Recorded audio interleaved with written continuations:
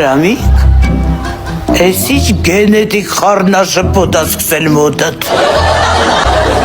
Դե ջեմա չգիտեմ ում նմանվեմ, պապային թե հոպարին։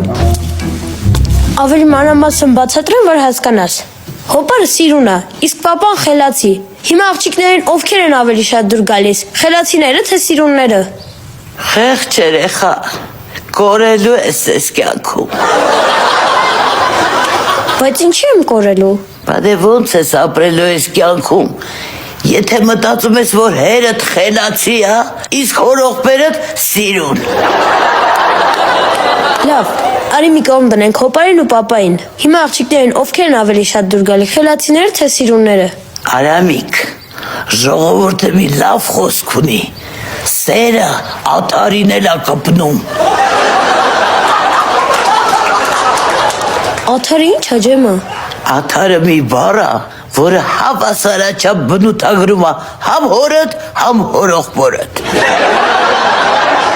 Մեկը չհասկացա։ Հələ պետք էլ չի, դու կարևորը մի բան հասկացի, եթե կինը մեկին սիրահարվեց, կապ չունի խելոք է թե սիրուն։ Այդ ես քեզ որպես 4 սրոք նստած կին եմ ասում։